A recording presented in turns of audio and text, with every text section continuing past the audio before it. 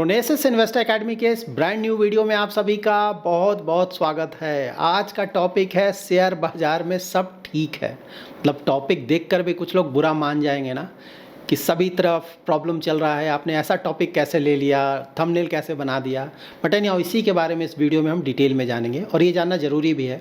ठीक है, अगर आप लॉन्ग टर्म इन्वेस्टमेंट करना चाहते हैं तो इन चीज़ों की जानकारी हमें होनी चाहिए। और साथ ही मैं डाइवर्सिफिकेशन को डिटेल में कवर करने जा रहा हूँ इस वीडियो में। देखिए, पहले मतलब काफ़ी सालों से हम लोग डाइवर्सिफिकेशन डिस्कस करते हैं, लेकिन किसी ने इन चीज़ों को सीरियसली नहीं लिया। क्योंकि जब भी मार्केट ऊपर जाता है ना, इक्विटी मार्केट, तो आप कहीं और इन्वेस्टमेंट नहीं करना चाहते। आपको लगता है एवरी ईयर 30-40% का रिटर्न आएगा। बट नाउ अब मार्केट अच्छा खासा गिर चुका है, तो मोस्टली अब जब डाइवर्सिफिकेशन की बात मैं बोलूँगा तो आप में से ज़्यादातर लोगों को ये समझ में भी आएगा और शायद इसको आप फॉलो भी करें, जो कि लॉन्ग टर्म इन्वेस्टमेंट जर्नी में आपकी काफ़ी मदद करेगा। डाइवर्सिफिकेशन के इंपॉर्टेंस को समझाने के लिए मैं खुद के पोर्टफोलियो का एग्जाम्पल लूँगा ना, लाइक इक्विटी का, या फिर कमोडिटीज़ में क्या मैं कुछ एक्सपोजर ले रहा हूँ, या फिर डेट म्यूचुअल फंड में कहाँ एक्सपोजर ले रहा हूँ, गिल्ट म्यूचुअल फंड या short term debt fund, corporate bond fund, dynamic bond fund, कहाँ पे। तो ये सब एग्जांपल देके समझाऊंगा तो मोस्टली आपको समझ में आएगा ना। पहले लाइक लास्ट ईयर या उससे पहले भी ना, मतलब बोला करता था कि भाई डाइवर्सिफाई करके रखो, मार्केट कैप एलोकेशन करके रखो, large cap, mid cap, small cap. ज़्यादातर लोग सुनने को तैयार नहीं थे ना। मतलब 100% इक्विटी में इन्वेस्ट करूँगा, 100% स्मॉल कैप में इन्वेस्ट करूँगा। मोस्टली अब आप लोग को समझ में आ रहा होगा कि मैं क्या बोलता था, उसका इंपॉर्टेंस सब समझ में आ रहा होगा। तो एज ऑलवेज मार्केट अपडेट से स्टार्ट करते हैं। उससे पहले अगर ये वीडियो पसंद है तो ज़रूर लाइक एंड शेयर करें। पहली बार हमारे यूट्यूब चैनल पे आए तो चैनल को जरूर सब्सक्राइब करें। मार्केट अपडेट जनरली हम लोग इंडियन मार्केट से करते हैं ना, फॉर अ चेंज। आज वर्ल्ड मार्केट को पहले देख लेते हैं कि वर्ल्ड में क्या चल रहा है, उसके बाद इंडियन मार्केट्स पे वापस आएंगे। तब आपको अच्छी तरह से समझ में आएगा कि चल क्या रहा है। आप को रिलेट कर पाएंगे कि क्यों इंडियन मार्केट में जो भी चल रहा है वो चल रहा है। तो सबसे पहले ऑफकोर्स यूएस मार्केट से ही स्टार्ट करना होता है ना। बिग बॉस तो यूएस ही है वर्ल्ड का। तो यूएस मार्केट के तो हालात ख़राब हैं। मतलब काफ़ी समय से, मतलब पिछले कुछ दिनों से हम लोग डिस्कस कर रहे हैं ना कि देखिए यूएस का हालात ख़राब हो चुका है। ट्रम्प की जो पॉलिसीज़ हैं उसका साइड इफ़ेक्ट, ठीक है, मतलब आज से ट्यूसडे है ना, तो आज से वो टैरिफ लगने जा रहा है। कनाडा पे 25%, मैक्सिको पे 25%, चाइना पे 10% पहले से लगा था, 10% और लगेगा। ठीक है, तो ये सब के कारण पूरे वर्ल्ड में प्रॉब्लम चल रहा है। ठीक है, और यूएस नेचुरली, यूएस पे तो नेगेटिव असर पड़ेगा ना, आगे और हम डिस्कस करेंगे इसको। तो इसीलिए यूएस मार्केट बुरी तरह से गिरा हुआ है।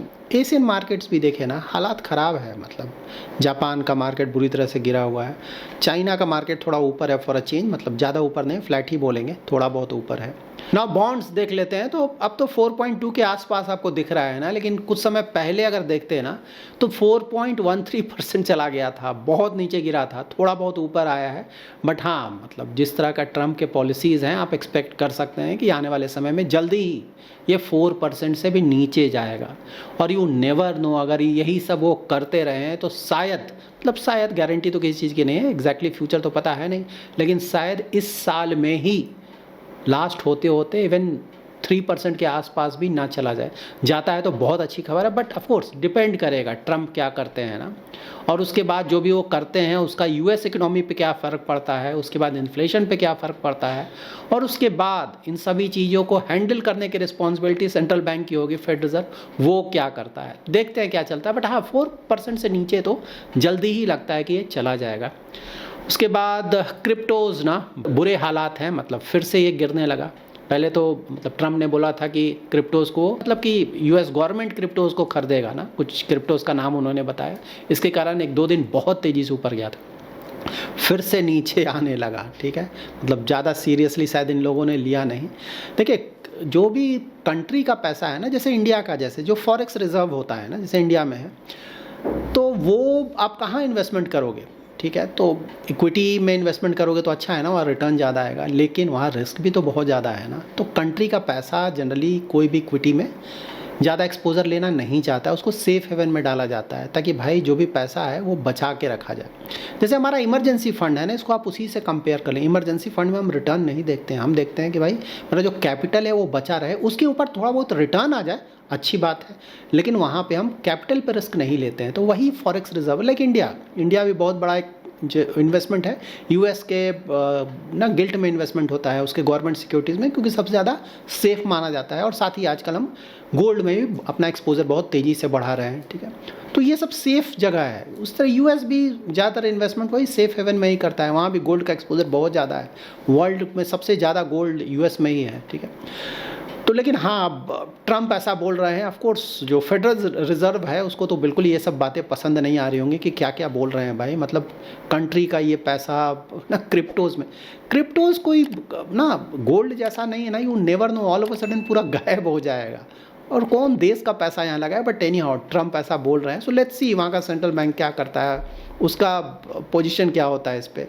उसके बाद गोल्ड देखें, गोल्ड थोड़ा सा इम्प्रूव तो हुआ है ना, मतलब 2900 के आसपास आ गया था, पहले गिर गया था। सिल्वर में भी थोड़ा बहुत इम्प्रूवमेंट दिखा है, मतलब 32 से भी नीचे चला गया था। ये सब यूएस डॉलर्स, जैसे गोल्ड है ना, ये 2900 यूएस डॉलर्स पर ऑन्स है, ठीक है। इस तरह से इसको देखें, यूएस डॉलर का रेट है ये सब। ऑयल देखिए अगेन बहुत अच्छा, 71 से भी नीचे आ गया क्रूड, ब्रेंट क्रूड का प्राइस। मतलब एक तो ट्रम्प ने यूक्रेन का जो भी ना सपोर्ट कर रहे थे, मतलब एड जा रहा था, उसको पॉज कर दिया कि भाई अब नियर फ्यूचर में हम कुछ मदद नहीं करने जा रहे हैं यूक्रेन का। तो उससे ना मार्केट को लग रहा है कि भाई ये जो भी वॉर चल रहा है जल्दी ही बंद हो जाएगा।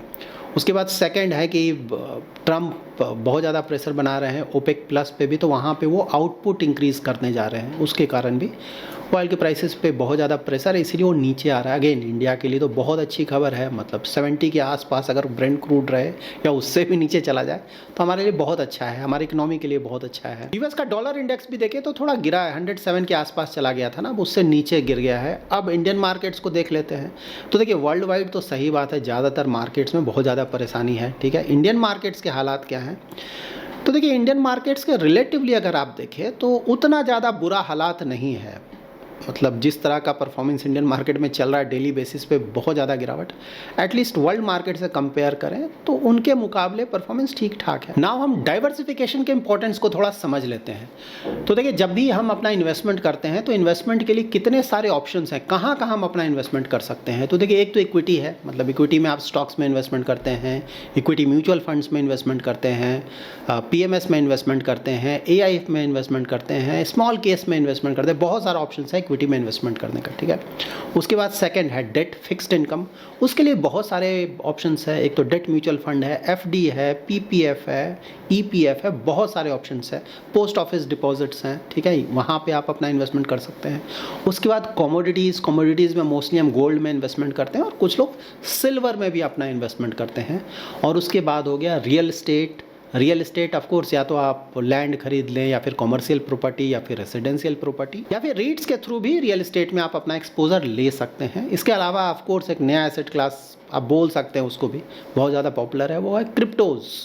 मतलब वो तो 100% लकी है, पूरा का पूरा रिस्क है, बट हाँ वहाँ भी काफ़ी लोग अपना इन्वेस्टमेंट करते हैं, ठीक है। तो क्रिप्टोज़ की तो बात मैं नहीं करूँगा क्योंकि बहुत ज़्यादा रिस्की है, तो और प्लस इंडिया से तो इन्वेस्टमेंट करने का मतलब भी नहीं है ना, टैक्सेशन बहुत ज़्यादा है, प्लस गवर्नमेंट के तरफ से या फिर सेंट्रल बैंक के तरफ से ऑलरेडी नो बोला हुआ है कि भाई कुछ प्रॉब्लम होगा तुम समझ लो, हम कोई मदद नहीं करेंगे, तो फिर ऐसा क्यों, उसमें क्यों जाना, ठीक है। तो उसका डिस्कशन नहीं होगा। तो मैं अपने पोर्टफोलियो की एग्जाम्पल से आपको बताता हूँ डाइवर्सिफिकेशन का इंपॉर्टेंस और क्यों इसे करना चाहिए, ठीक है। तो देखिए सबसे पहली बात आप ये ध्यान में रखें ना कि कोई भी एसेट क्लास एवरी ईयर बहुत अच्छा परफॉर्मेंस नहीं देता है, ठीक है। किसी साल वो अच्छा करेगा, किसी साल डाउन रहेगा, ठीक है। सारे एसेट क्लास के ऊपर ये एप्लीकेबल होता है।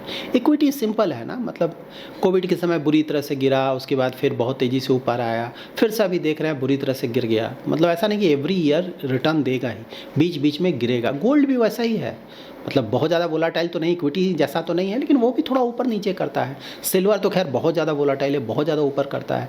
रियल एस्टेट में भी प्राइसेस थोड़े ऊपर नीचे होते हैं। बड़े बड़े सिटीज़ का तो आपको प्राइस मिल जाएगा ना, उनका जो अप डाउन मूवमेंट है आपको मिल जाएगा। बड़े बड़े सिटीज़ का, मेट्रोज़ का, उसका आप देखेंगे प्राइस ना, तो अप डाउन वहाँ भी थोड़ा बहुत लगा रहता है, ठीक है। सभी जगह ही है। उसी तरह से डेट में भी है, इंटरेस्ट रेट ज़्यादा होगा तो थोड़ा ज़्यादा आपको रिटर्न मिलेगा, इंटरेस्ट रेट कम है तो आपको रिटर्न कम मिलेगा।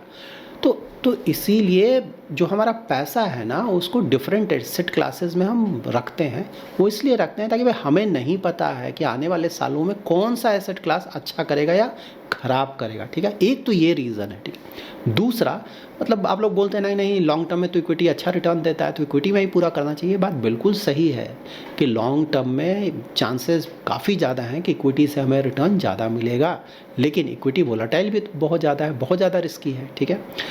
तो वहाँ पे आप 100% पैसा तो नहीं डालेंगे ना, मतलब बीच में अगर आपको पैसे की ज़रूरत पड़ गई, मार्केट बुरी तरह से गिरा हुआ जैसे अभी है, तो यहाँ से अगर आपको मजबूरी में बेचना पड़ गया, आपको लॉस हो रहा है ना, पोर्टफोलियो डाउन है, आपको अच्छा खासा लॉस हो रहा है, खासकर वैसे इन्वेस्टर्स के लिए जो कि तुरंत ही मार्केट में जिन्होंने एंट्री लिया। जो पुराने इन्वेस्टर्स हैं उनका तो खैर अभी भी अच्छा खासा रिटर्न है, वो अलग चीज़ है, ठीक है। नए इन्वेस्टर्स के ऊपर ये एप्लीकेबल होता है। तो इसीलिए हमेशा पैसे को स्प्रेड आउट करके रखें, ठीक है। स्प्रेड आउट करने के लिए देखिए एक तो है कि भाई सही बात है हम अपना रिस्क प्रोफाइल चेक करेंगे, इन्वेस्टमेंट होराइजन चेक करेंगे और बड़ा एक्सपोजर इक्विटी मिलेंगे अगर हम बहुत ज़्यादा रिस्क ले सकते हैं और लॉन्ग टर्म का इन्वेस्टमेंट होराइजन है।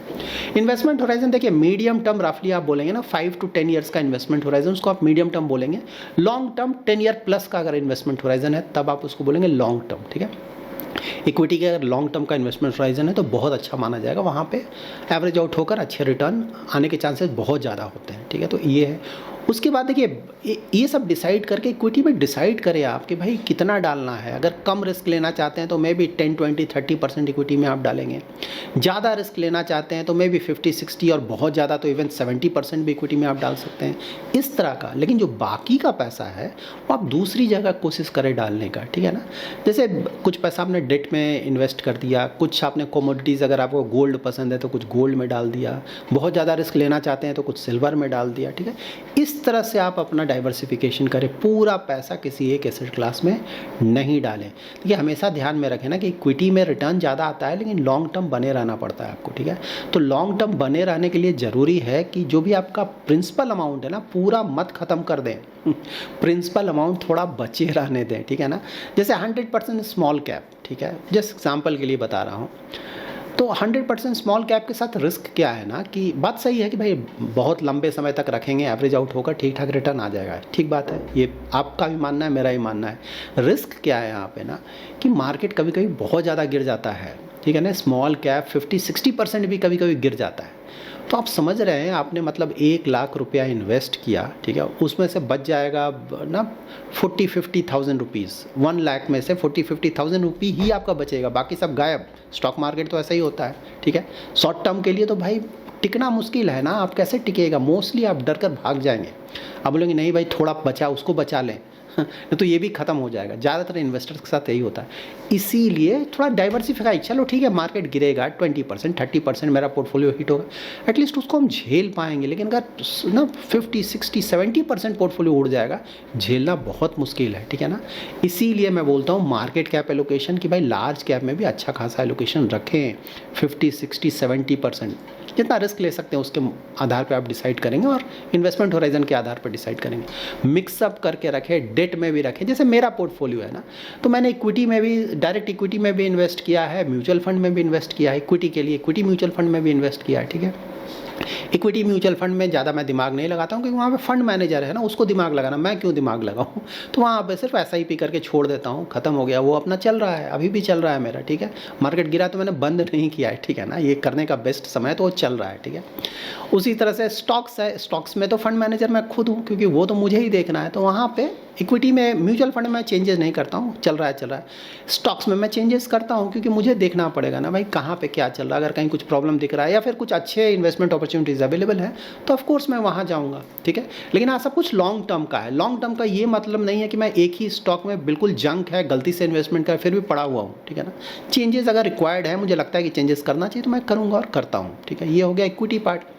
डेट में देखिए, डेट में जनरली मैं 2 ऑप्शंस के लिए जाता हूँ। एक तो शॉर्ट टर्म डेट फंड में कभी कभी मैं पैसा रख देता हूँ, और दूसरा फिलहाल मेरा गिल्ट म्यूचुअल फंड्स में इन्वेस्टमेंट है, थोड़ा सा वहाँ पे एक्सपोजर लिया है क्योंकि इंटरेस्ट रेट ऊपर है। RBI ने already interest rate cut start कर दिया है, आने वाले समय में और ज़्यादा इंटरेस्ट रेट कट होगा।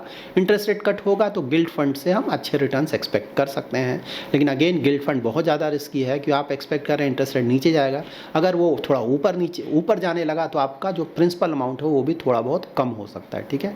तो हाई रिटर्न्स तो है लेकिन रिस्क भी यहाँ पे है, तो ये आपको डिसाइड करना है। डेट में अगर कोई अननेसरी हेडेक नहीं लेना चाहते हैं तो शॉर्ट टर्म डेट फंड आपके लिए एक अच्छा ऑप्शन होगा। लेकिन हाँ, मेरा फिलहाल एक्सपोजर है गिल्ट म्यूचुअल फंड्स में, क्योंकि मैं एक्सपेक्ट कर रहा हूँ कि नेक्स्ट 2 ईयर्स में, मतलब ये साल और नेक्स्ट ईयर एटलीस्ट 2 सालों तक यहाँ पे मतलब ठीक ठाक रिटर्न आना चाहिए। ठीक है, ये हो गया। उसके बाद कमोडिटीज़ में मैंने थोड़ा बहुत एक्सपोजर लेना शुरू किया। गोल्ड में फिलहाल मैंने एक्सपोजर नहीं लिया हुआ। उसका रीज़न क्या है कि ऑल टाइम हाई पे है। ये बात बिल्कुल सही है कि गोल्ड में रिटर्न्स आते रहेंगे थोड़े बहुत, ठीक है, हमेशा आया है, अभी भी आएगा।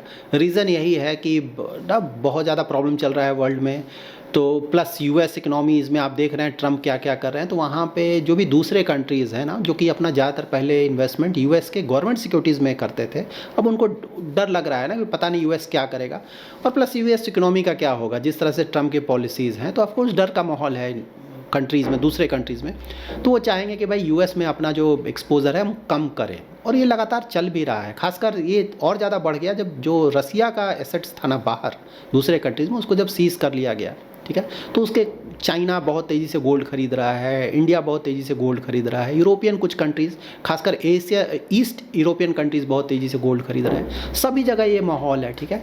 तो यूएस के ट्रेजरी का डिमांड धीरे धीरे घट रहा है, आने वाले समय में घटेगा, ये हमेशा ध्यान में रखें। और जो गोल्ड का डिमांड है थोड़ा बहुत यहाँ से बढ़ता रहेगा, क्योंकि सारे कंट्रीज समझ गए कि भाई यूएस पे ओवर डिपेंडेंट होना सही नहीं है। पता नहीं उनके पॉलिसीज़ फ्यूचर में क्या होने जा रहा है, सेफ्टी के लिए गोल्ड, ठीक है। तो गोल्ड में ऑफकोर्स, लेकिन हाँ मतलब लगातार तीसरे साल अच्छा खासा रिटर्न आ रहा है। हर एक साल तो रिटर्न नहीं आएगा ना, तो उस तरह से आप इसको देखें कि ठीक है, थोड़ा बहुत मॉडरेट रिटर्न हो सकता है आने वाले समय में आए, लेकिन हाँ लॉन्ग टर्म देखें तो गोल्ड अच्छा खासा रिटर्न देता है। यहाँ पे देखिए ना, गोल्ड ऑल टाइम हाई पे है। यहाँ पे आपको क्लियरली ये 100 ईयर्स का रिटर्न आपको दिख रहा है गोल्ड का। हाँ, तो 100 ईयर्स में ऑल टाइम हाई पे गोल्ड है, तो गोल्ड में बिल्कुल इन्वेस्टमेंट करने का मतलब बनता है। बट फिलहाल ज़्यादा एक्सपोजर लेने का मतलब नहीं बनता, इसीलिए गोल्ड में मैंने एक्सपोजर नहीं लिया हो। बाद में देखूंगा, अगर थोड़ा गिरता है तो बिल्कुल मैं प्लान करूँगा। और ये देखिए सिल्वर देखिए ऑल टाइम हाई से, ये भी 100 ईयर्स का रिटर्न है सिल्वर का, ऑल टाइम हाई से ये बिल्कुल आधा है फिलहाल, ठीक है, आधे पे है ये।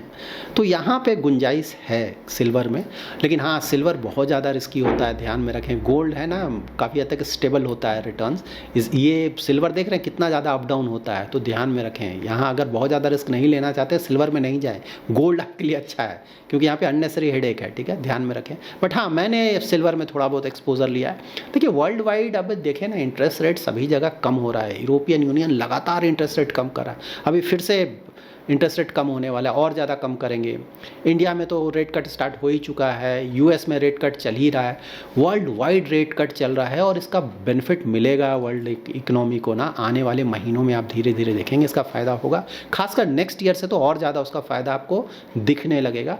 और जब भी वर्ल्ड इकोनॉमी इम्प्रूव करेगा तो स्टॉक मार्केट पर भी उसका पॉजिटिव असर पड़ेगा, और साथ ही सिल्वर पे भी मोस्टली इसका पॉजिटिव असर पड़ेगा, क्योंकि सिल्वर का अगर इंडस्ट्रियल यूज़ देखें ना, तो सिल्वर का जो डिमांड है वर्ल्ड में उसका ऑलमोस्ट 50% इंडस्ट्रियल यूजेस से जो डिमांड आता है उस पर डिपेंड करता है।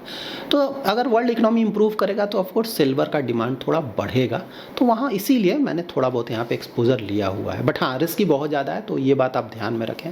सो देखिए ओवरऑल यही बताना चाह रहा हूँ कि डाइवर्सिफाई करके रखें। एटलीस्ट अब मार्केट गिरा है तो अब तो आप समझ लें कि भाई पूरा पैसा इक्विटी में ना डालें, पूरा पैसा स्मॉल कैप में ना डालें, मिलजुल कर रखें, डाइवर्सिफाई करके रखें। मतलब हाँ, लेकिन ज़्यादा रिस्क ले सकते हैं, investment horizon very long term का है, तो बिल्कुल इक्विटी में एक्सपोजर लेने का मतलब बनता है। और इक्विटी तो मतलब अभी तो अच्छा खासा गिर चुका है ना, तो मैं तो पहले भी आपको बता रहा था कि अगर किसी का वेरी लॉन्ग टर्म का इन्वेस्टमेंट होराइजन है, बहुत ज़्यादा रिस्क ले सकता है, तो वहाँ तो इक्विटी में बिल्कुल थोड़ा थोड़ा एक्सपोजर, मतलब एक्सपोजर बढ़ाने का समय तो सही है ना। मतलब हाँ, लेकिन ये ध्यान में रखिए, ऐसा नहीं कि आज आपने इन्वेस्ट किया, कल मार्केट गिर गया तो आपने रोना धोना शुरू कर दिया कि अरे मेरा पैसा डूब गया। अगर इस तरह के इन्वेस्टर हैं तो इक्विटी में इन्वेस्ट ही नहीं करें आप, ठीक है, बिल्कुल ना करें, आपको हमेशा रोना धोना लगा रहेगा। हाँ, लेकिन अगर आप सोच के जा रहे हैं कि भाई 5 ईयर्स 10 ईयर्स 20 ईयर्स के लिए इन्वेस्टमेंट करना है, मैंने इन्वेस्ट किया, आने वाले कुछ महीनों में अगर गिर भी गया तो मुझे फ़र्क नहीं पड़ेगा क्योंकि मैंने लॉन्ग टर्म के लिए इन्वेस्ट किया, अगर इस तरह का थॉट प्रोसेस है तब बिल्कुल कॉल लिया जा सकता है ना। मतलब 6 मंथ्स का एसटीपी हमेशा बताता हूँ ना, धीरे धीरे नेक्स्ट फ्यू मंथ्स में एक्सपोजर बढ़ाया जा सकता है। ये तो बहुत अच्छा समय है इन्वेस्टमेंट करने का। मतलब लोग जनरली पहले बोलते थे ना कि मार्केट गिरेगा तो मैं इन्वेस्टमेंट करूँगा, ठीक है। लेकिन हाँ, प्रॉब्लम क्या होता है जब मार्केट सही में गिर जाता है ना, तो ये जो लोग हैं, जो ज़्यादातर लोग, सभी के लिए नहीं, बहुत लोग इन्वेस्ट भी करते हैं, तो सबके लिए नहीं बोल रहा हूँ, लेकिन इसमें से बहुत सारे लोग जो इस तरह के डायलॉग्स देते थे ना, वो अभी भाग जाएंगे, मार्केट की तरफ डर से देखेंगे भी नहीं, क्योंकि डर लगता है कि पूरा गिर जाएगा, पूरा गिर जाएगा, ठीक है। तो ये ध्यान में रखें। तो मैं इसीलिए बोल रहा हूँ, देखिए मार्केट ऐसा नहीं है कि कोई बहुत बड़ा कुछ प्रॉब्लम आ गया। कल के वीडियो में मैंने दिखाया ना, मार्केट 4-5 साल में एक बार गिरता है ना, 30-40% गिरता है। ट्रैक रिकॉर्ड आप देखें, कल का वीडियो अगर नहीं देखा तो आप देखिए, उसमें मैंने अच्छी तरह से बताया, ठीक है, पूरा हिस्ट्री के बारे में आपको बताया। तो ये तो चलता रहता है। इनफैक्ट ये हुआ है तो वैसे लोग जिन्होंने इन्वेस्टमेंट नहीं किया या फिर और इन्वेस्टमेंट करना चाहते हैं, उसके लिए तो अच्छा अपॉर्चुनिटी है ना। मतलब बहुत लोग तो इसी के इंतजार में बैठे हुए थे, तो उसका फ़ायदा उठाना चाहिए। और किसी ने अगर कर दिया है तो भाई आपने तो कर दिया है ना, 10 ईयर्स के लिए किया है, 5 ईयर्स के लिए किया है, 20 ईयर्स के लिए किया है, तो अभी क्यों परेशान हो रहे हैं ना। अभी तो आपको पैसा निकालना नहीं। हाँ, जिसको पैसा निकालना है उसके लिए तो कंसर्न है, ये बात बिल्कुल सही है। इसीलिए जब भी आप इन्वेस्टमेंट करें तो लास्ट मोमेंट का वेट ना करें पैसा निकालने के। जब भी पैसा निकालने की ज़रूरत हो ना, कुछ महीने पहले से ही पैसा निकालना स्टार्ट कर दें, क्योंकि last moment you never know, all of a sudden world में कोई इवेंट होगा, स्टॉक मार्केट बुरी तरह से गिर जाएगा। तो इन बेसिक चीज़ों का ध्यान रखें, मोस्टली आपका इन्वेस्टमेंट जर्नी अच्छी तरह से बीतेगा। So that's it in this video. अगर आपको ये वीडियो पसंद आया है तो जरूर लाइक एंड शेयर करें। पहली बार हमारे यूट्यूब चैनल पर आए हैं तो चैनल को जरूर सब्सक्राइब करें। Thanks lot for watching.